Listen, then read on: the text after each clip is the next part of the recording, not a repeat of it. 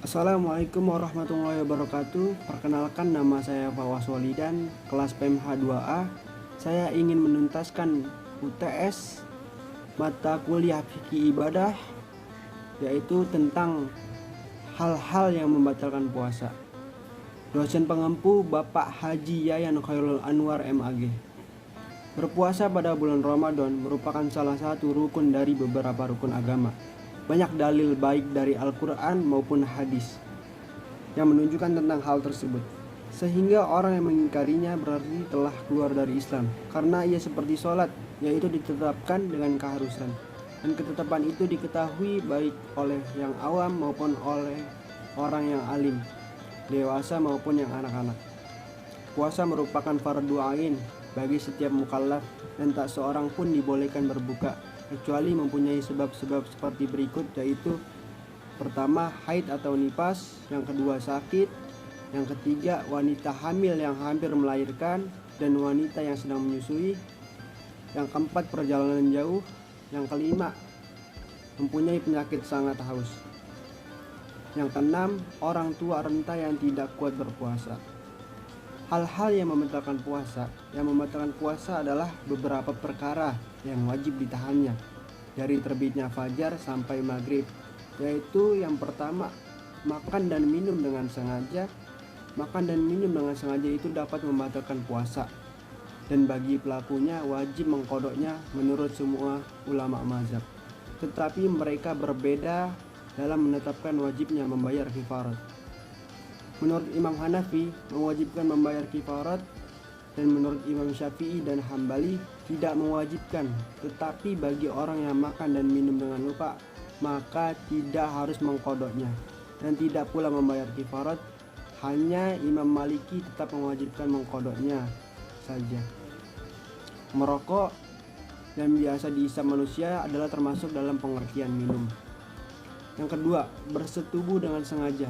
Bersetubuh dengan sengaja termasuk hal yang membatalkan puasa, dan bagi yang melakukannya wajib mengkodok dan membayar kifarat menurut semua ulama mazhab.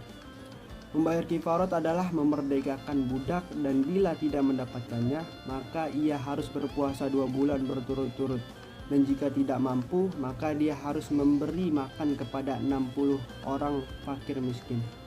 Kifarat itu boleh dipilih menurut Imam Maliki. Maksudnya, seorang mukallaf diperbolehkan untuk memilih salah satu dari memerdekakan budak, puasa, atau memberi makan. Tetapi menurut Imam Syafi'i dan Imam Hambali serta Imam Hanafi harus secara tertib. Maksudnya, pertama harus memerdekakan budak, bila tidak mampu hendaklah berpuasa, bila tidak mampu juga hendaklah memberi makan. Tetapi kalau melakukan persetubuhan dengan lupa, maka puasanya tidak batal menurut Imam Hanafi dan Imam Syafi'i. Namun menurut Imam Hambali dan Imam Maliki tetap membatalkan. Yang ketiga, istima', yaitu mengeluarkan mani. Ia merusak puasa menurut ulama mazhab secara sepakat. Bila dilakukan dengan sengaja, bahkan keluar madzi pun dapat merusak puasa menurut Imam Hambali. Maksudnya adalah mazi yang keluar karena disebabkan melihat sesuatu yang dapat mengakibatkan gairah seks atau sejenisnya bila dilakukan berulang-ulang. Menurut 4 mazhab, kalau hanya keluar mani wajib mengkodoknya saja tanpa membayar kifarat.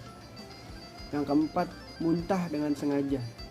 Ia dapat merusak puasa. Menurut Imam Syafi'i dan Imam Maliki wajib mengkodoknya, tetapi menurut Imam Hanafi orang yang muntah tidak membatalkan puasa kecuali kalau muntahnya itu memenuhi mulut.